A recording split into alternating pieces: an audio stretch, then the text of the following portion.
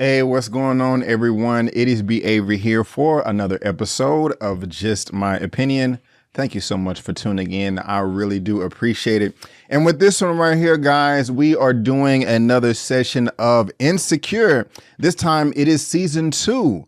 Yes, season 2 in anticipation for season 5, the final season for this epic HBO show starring Miss Issa Rae, coming to you every Sunday. I'm going to be doing live recaps and all that good stuff, and I'm really excited about it. And I haven't even announced my guest. And so if you're just now tuning into this will, of course, contain spoilers for season 2 of Insecure, which came out years ago. So I'm pretty sure if you're watching this now, you've already seen the episode. But if you haven't, or episodes of the whole season, but if you haven't, you have been warned. And when I did my, and go check out my channel right now, season 1, my recap is on there as well. And doing that, it was the same format as well. I just kind of relaxed, just going through spoilers and stuff like that. And there was just a couple of things that I did forget about. One of the things I said was I binge watched the whole, well, not binge watch, I watched episode per episode for season 1 when the show originally debuted back in 2016. And I said in that video that I haven't seen season 2. But as I was watching season 2, I was like, wait a minute, I have seen season 2. All the way up until like the end episodes where they were doing that race, that marathon, and it was like 30 minutes with Lawrence, 30 minutes with Issa, 30 minutes with Molly or somebody else. And I was like, yeah, I remember all of this. And so I'm tripping. You know, I remember Little Real Howery popping up, and he was having this little thing with Molly, and then, you know, her and Dro and Eddie and all that good stuff. I was like, I cannot believe I forgot that I saw a whole season of this show. So, you know, hey, I have seen it, you know, but we're going to get into it now. I love season 1. I thought it was fantastic. If you saw that video, I was team Lawrence. I was so happy when he was knocking down Tasha at the very end of episode 8 in season 1. You know, like, yes, you know, you a good dude. Yeah, you was unemployed for 2 years, but, you know, when your girlfriend Issa didn't want to effectively communicate, you know, with how unhappy she was and just ran out the house without saying anything, you know, you stepped your game up trying to cook. You got the job at Woot Woot or whatever. Not Woot Woot, that's your app. Meridian, and, you know, you got your haircut. You was putting away the sweats and all that good stuff. And so I'm team Lawrence, you know. But something I forgot to talk about at the end of season 1 is, y'all remember Rashida? She was, you remember in the office, she was like, I forgot exactly what she was saying. It's like, they got to go. And she was just like being herself, and all the white people like, oh, you know, like, we got a black person in here. You know, and Molly tried to put on game like, you know, hey, you know, these white people here, you know, you got a code switch. And she was like, well, I didn't code switch in the interview, but then it came back and bit her in the ass. I mean, I feel both sides, you know what I'm saying? Like, Molly's like, look, this is where it is, you know? We shouldn't have to do that anyway. No, we shouldn't. We should be able to be ourselves in the corporate workplace, whatever. That's why we always say, you know, try to create your own. But she was trying to put her own game about how this is, if you're trying to get this money, this bread, whatever, you know, this is how you got to operate. But at the same time, I feel Rashida too. She was just like, man, look, I'm just going to be me. You know, I don't want to go crazy and have mental health issues because, you know, I'm locking myself on the inside. So I kind of see both sides right there. And also just in season 1, something else that I wanted to bring up.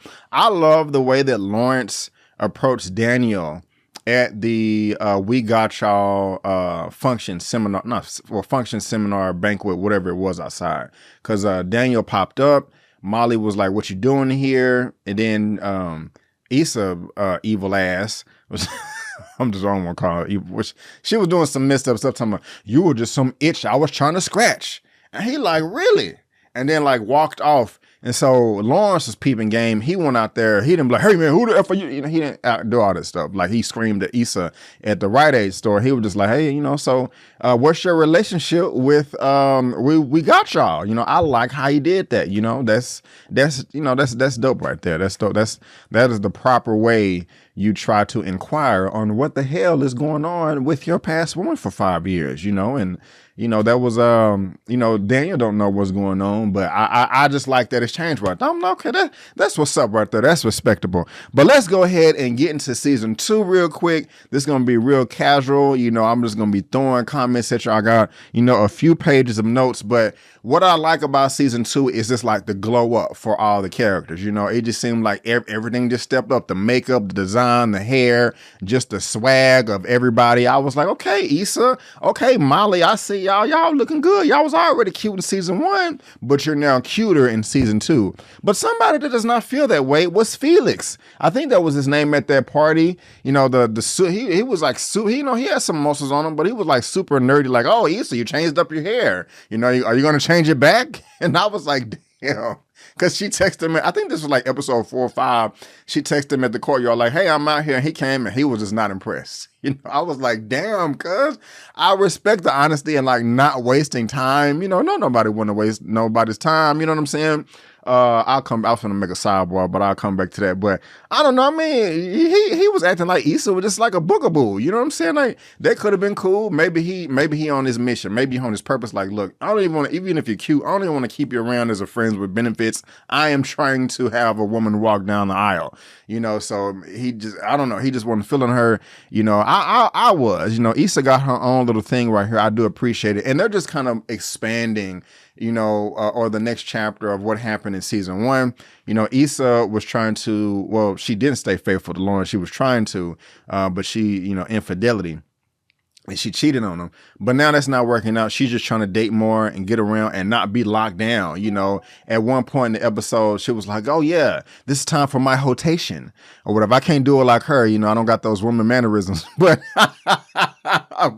she was like, yeah, my hotation. And then like Molly, she just took that to like the level 9,000. You know what I'm saying? Not judging her. You know, look, if you want to do that, if you want to sleep around, and I don't advise it, but that's your business. But make sure that's what you want. That's not the case with Molly here. She's sleeping with people, going around, but she's not really fulfilled and happy. And then she's left feeling like a voidless hole or whatever. But of course, we've all heard that little speech before. But what was funny is how the season started off. Issa's trying to, you know, she's playing games, talking about, she wanted to invite Lawrence over to the house party. She's like, hey, you know, an ex can, you know, you can make your ex want you or something like that if they see you're doing good. She up here bringing in Bloods and Crips in the crib. They were sea walking and stuff. You know, I was laughing or whatever. That was funny. Oh, dude, you know, we got to go to the store and get the and what do you say? He don't say C words. Everything is a B or whatever. So instead of like, I got to get my carburetor fixed, I got to get my carburetor fixed. You know, he coming in there or whatever, spelling his name all on the carpets. They setting fires and stuff. That was freaking hysterical. I was just laughing my ass off. And that's just another thing. Like, this show is funny. It's funny as hell. And I love how Issa's always rapping and talking to herself in the mirror and daydreaming and stuff like that. So that's just super dope. But that was just a great way to start off the season, you know, with me laughing, with them just kind of picking up where things left off, and there's being a fire in the house. Now, Tasha and Lawrence are smashing more. You know, she got those nipple rings. She look good. I would be up in there too. And she seems like she really likes him. Of course, he really doesn't like her like that. But later on, we kind of find that she knows that things aren't that serious between them. You know, she did invite him to the barbecue. I don't know. How long were they dating at that? Well, I don't even want to say dating. How long were they having sex at that time before she invited him, not just to meet the family, but the whole family barbecue, the whole family reunion? You know what I'm saying? Like, you know, I don't know. He coming through helping with Chet. And that's the thing. He didn't even come as a guest. He came like helping out, you know, and like, that's just, I don't know. I mean, if the vibe is there, if y'all are really feeling each other and y'all liking each other and everything is just organic, okay, cool. We don't need to put no timestamp on how we're progressing in our relationship. You know, I don't, if it's there, it's there. I mean, you still got to have your cautionary flags up and safety nets. But when I was watching, I was like, dang, this is kind of early, even when I saw her years ago and when I saw her now. But, you know, he ended up dipping out of there, and it was funny. You know, they had the girl playing the flute, twerking or whatever. We all know that that's something that Lizzo does. And so, but I don't know, it was just kind of funny to me in the show. And also Lawrence and Issa end up smashing too. That's great. I didn't see that coming the first time I saw the episode. I can't remember if this was at the end of season 1 or season 2, but she shows up to his job. He was like, I was in a meeting and he was supposed to go get mail and stuff. And he's like, I'm done. And he goes over there and he's finna walk out the door and something comes over him and he ends up smashing her right there on the couch, little quickie session. And Issa looked confused as hell, and so did he. It was very awkward for everybody, even myself when I was watching it. Now, how do y'all feel about this? Let me know in the comment section. Why did he have to tell what's her name? Is it Tasha? Why did he have to tell her I smashed my ex? Like, look, I just spoke about a second ago talking about it's just great to be honest, but I'm just saying, man, like, you don't owe her nothing. She don't owe you nothing. Y'all are not exclusive. I don't understand at all. He just felt guilty. You know, I guess he just wanted to be that good dude, but she don't see him as a good dude. She sees him as an F nigga, or no, what's worse than that, an F nigga that thinks he's a good dude or whatever, because she went off on him, like, you know, later in the season or whatever. Also, another thing we want to talk about, Molly's in therapy right now. She was ragging on old girl that she like therapy, and I talked about how, you know, in the black community, at least growing up, that was, that's white people stuff, and you know, we don't do that. And a lot of times now, like, if you say you need some therapy, a lot of people think you're suicidal. No, I need therapy. Okay, everybody needs therapy. I mean, it will just help. You know, you will need to be able to talk to a professional, not just a family or friend, a professional about just some of the things that you may be processing in your brain so you can be the best version of yourself. I think it can only help. I told my mom this a few months ago, like, yeah, I'm thinking about getting a therapist. She freaked out. She, are you okay? Like, you know, I'll give you all the hugs and kisses you need. Mama, thank you. I love you. I appreciate it, but I'm fine, you know, so. In my experience, anyway, I was gonna say, don't tell your parents that you don't want them to freak out, but I'm glad that Molly is in therapy right now. And I also like her therapist. It was one line of dialogue she said. It was so funny to me. I should have wrote it down because I just also like the conversation that was having, talking about should and could and stuff. She was like, you know, hey, I'll notice that you talk about should a lot and that you may get depressed if, you know, what you think should happen in your life doesn't happen in life. Sorry, this thing right here is just bugging the crap out of me, so I'm just going to take it down. And I like that. She was like, why don't you just embrace what could happen? And that's just a really great way to look at life. You know what I'm saying? Like, I mean, I don't think anybody's life just works out the way they should think it should work out. You know, you're 10 years old. I want this, and this. How realistic is all of that? You know, some of it maybe, but most of it, no. We all evolve with each age that we grow, you know, on this earth or whatever.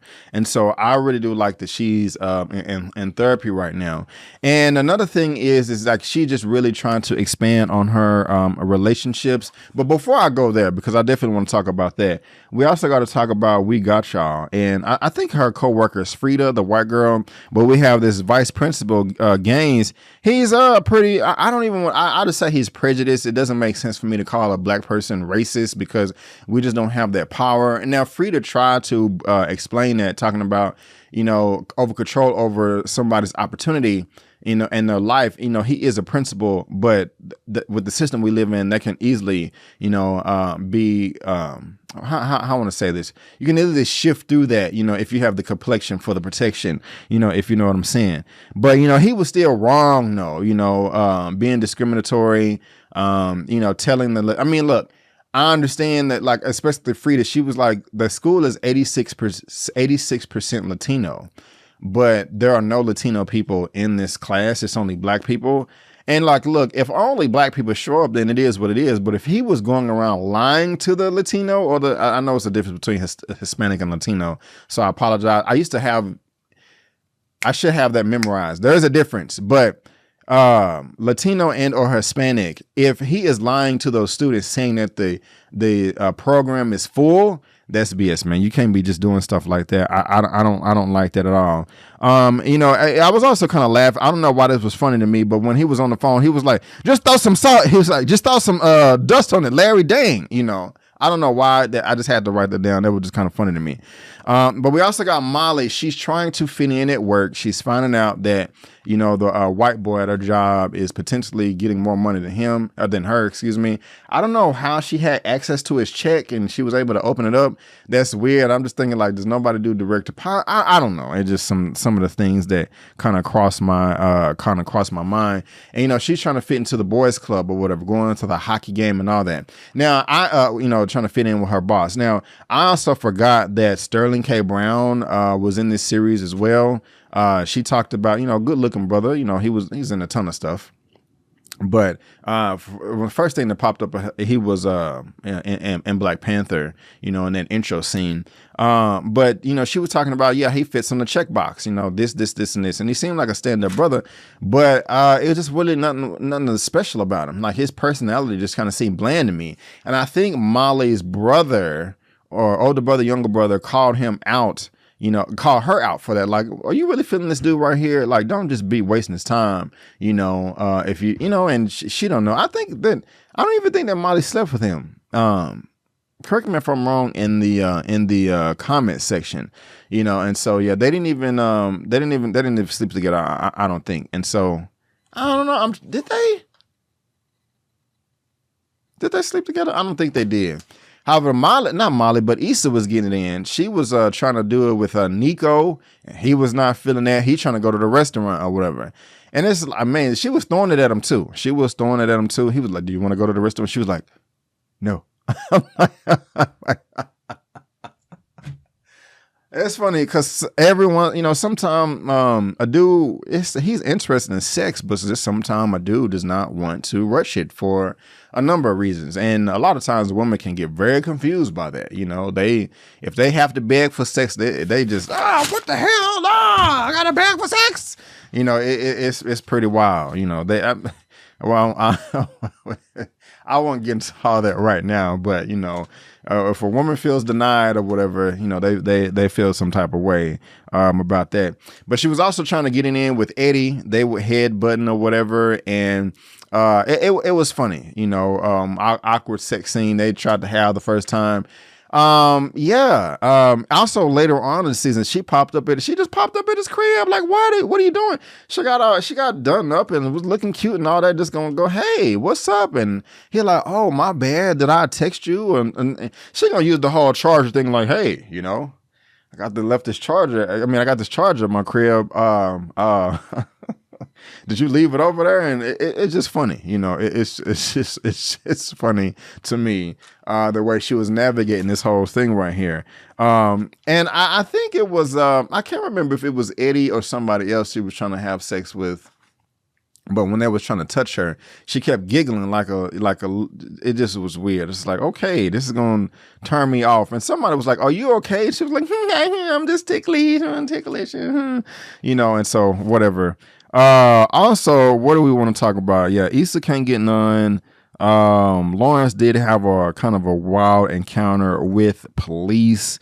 Oh, and Lawrence is up here smashing white girls or whatever, you know. But hey, you know, he had double trouble. He when he had the encounter with the cop, I think his car fell out of his wallet. White girls, you know, was like, hey, we want some dark meat, whatever. We want some of this mandingo or whatever. You know what I'm saying? We want some of this. And he was like, okay. And, you know, he went over there playing it cool, I know what he was doing. I mean, he could have been really innocent, like, you know, like, oh, I've never done nothing like this before, but he was just sitting there, you know, trying to play the shy guy, just like, oh, well, yeah. Another thing that made me think of that other scene, I think in season 1 with Molly when she picked up that dude and he was like, hi, should I play something from my playlist? I got 3 more days on my Spotify subscription. I'm like, come on, man. Like, there are nerdy, geeky dudes out there, but ain't nobody gonna be like, I got 3 days left of my Spotify connection. But that made me think of that. But yeah, Smash, you know, one girl licking his face, the other girl over there playing it cool, rolling a blunt or whatever. Now, I like the girl over there that was just kind of just like, I'm gonna get in when I roll this blunt or whatever. And so he gets in there and, you know, he's semi-satisfied as one, but the other one's like, hey, it's my turn. or whatever. And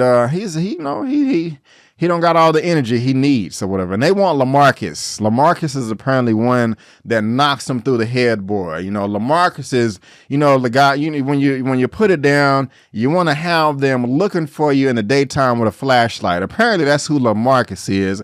And they go over there and sniff some coke, and he just like, well, hey, it is what he ain't tripping. His pride not here. Look, I don't give a damn, whatever, I'm 1 for 2, and so that's funny right there. So I was laughing so hard when first of all, we're not taking no damn selfies with no white girl, any girl, period, especially a white woman licking my face.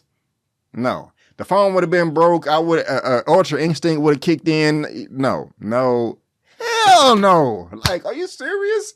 That's just not happening. But he sent the picture to his girl, not to his girl, but to his boy. And the response that he sent back, I think it was like,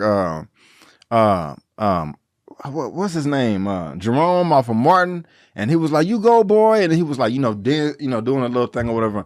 I was laughing my ass off right there. So we don't know if the white girl, well, I don't know. Y'all know because y'all done seen up to season 4. But we don't know if the white girl is going to come back. But they wanted LaMarcus.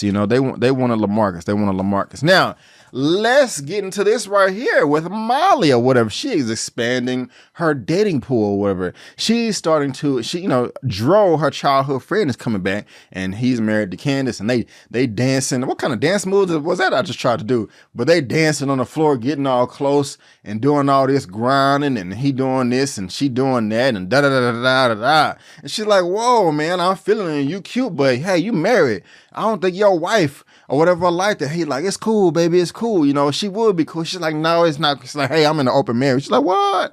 And anyway, they get to some mansion. Molly, what are you doing? Molly, there is no positive end game to this, okay? It's not. It is not. I mean, they got an open marriage, but it's not like an open marriage. I don't think Dro is going to be like, hey, you remember Molly? I knocked her down yesterday in the bathroom, while you was at the table or whatever. That's just not going to happen. And Molly, and she likes him though. It'd be different if it was just a smash thing, but she has feelings for him. She is trying to get fulfilled, and she is just spreading them cheeks, spreading that ass for everybody that comes along for the most part, and I don't know. Dro, I don't want to hate on Dro, but Molly, just realize what kind of situation that you are in, okay? And they just keep on smashing, and she dips out, and she's like, hey, I can't do this. And then he's coming back, and then, like I just said, they smashing in the bathroom, and she was, I wouldn't know what to expect either, but have no expectations, but she was feeling some type of way towards the end when they was at the restaurant, and that was so awkward too, when popped up with what's his name? Lawrence popped up with Aparna. I think that's her name, Aparna. I liked Aparna. She was cool. She was sexy too, or whatever. Not my type, but she was still sexy. She was still attractive. But I wouldn't have sat down at the table. When he was like, oh, I did not know that this was like a sit down talk. I would have like, hey, my bad, we out. No, but they up here moving tables and plates. No, there's no way. There is no way I would have stayed for that. I would have stayed for that. No way at all. No way at all. No, I just wouldn't have done it. Also, towards the second half of season 2, Issa was wearing some shirt that said the FBI killed Freddie Hampton. I think she had it on for the whole episode. I really did like that right there. And then right after that, we have more rotation with the sexplosion. And now we're again in No Dig Nico. He want to take her to the restaurant, and Molly and Joe keep smashing. And apparently we found out that they're not feeling the woo-woo app. They asking Lawrence about his shoes. And, I like that we're still Issa and Lawrence are not together, but we're spending enough time with Issa. We're spending enough time with Lawrence. Daniel is kind of popping in and out or whatever in the season. And I kind of like that or whatever. We also got to talk about, I don't know the name of, I forgot her name. The name of the friend that's extremely loud. Is it, let's see her. What is her name? Is it Natasha? Is it Kelly? Is that her name? She's extremely loud. Is this the one that was getting fingered under the table after the club, and they was getting something to eat? I would have moved too. I don't want to be sitting next to that right there. I think that's her name or whatever.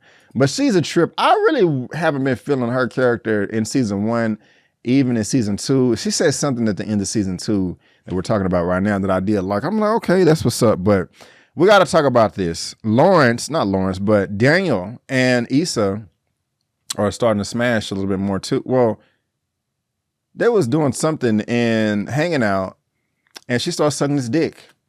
And he bust all in her face, all in her eye, and she just tripped out and was just upset, irate, and mad. Oh my God, I can't believe he would do something like that. I'm just so embarrassed for what? Why are you embarrassed? He didn't take no pictures. He didn't put this on the internet. He didn't laugh at you doing it like, ha ha, I got you. You know, like nothing stupid like that. I mean, that's part of sex. That happens. I mean, you know, we don't have complete control over that when it comes out, you know, and plus you did it to him. He didn't ask you to do that. It was an accident. I mean, damn, like it was, I mean, I remember when I first saw this like years ago when it debuted, one of my friends on Facebook was like, that scene was childish and, you know, I'm whatever. But she was really upset about it, like for multiple episodes. So for like multiple days within them, I'm like, damn, it's not that serious. You know, one of my my friends and my colleagues on their post that was like, oh, it ain't no big deal. It's just some protein in your eye. Just put a patch on it and you'll be good to go. I was like, wow, you know what I'm saying? I guess that's not an issue for you. I'm just teasing. But yeah, she was really upset. I mean, I can understand you being annoyed in the moment, like, God damn, like, okay, all right, give me a break. Let me go, you know, and you want to check out for a little bit. I understand you could be kind of annoyed in the moment and a little irritated, may kind of mess up the mood. I don't know how that feels. If it burnt, I don't know. But I can understand you being annoyed initially during the time. But she was upset. Like I thought that was stupid. I thought that was like, I mean, it was good writing. It was just her character flaw, you know, all characters have flaws. That's good writing to me, but he bust all in the face. And, yeah. And so that was right there. Now we're at the part, you know, yeah, they're in the bathroom. You know, Lawrence and Issa, they still going at it, and Molly and Joe, they have sex in the bathroom, and, Issa destroys her apartment. At first, when I was watching, I was like, is this, you know, I know she's moving, but is she dreaming? Is this a dream sequence? But she just goes ham because she's just frustrated with everything. Yeah, I guess that's what, you know, no dick does to you when you just start throwing stuff everywhere and destroying your own stuff. It's never been that bad for me. But your boy, Little Real Harry, is coming through. He trying to put in his bid with Molly. And, you know, she's not feeling him at first, but, you know, he cool or whatever. And she ends up, you know, riding him into the next town. I'm lost like, man, like, Molly, the thing about it is, look, I don't care if you smash him, but it's just like, why did you do it? For me, you're just doing it because I don't want to describe it. I'm not no therapist myself, but it's obvious that she's really looking for something. Like that was just so random and sporadic. It just seemed off. I don't know.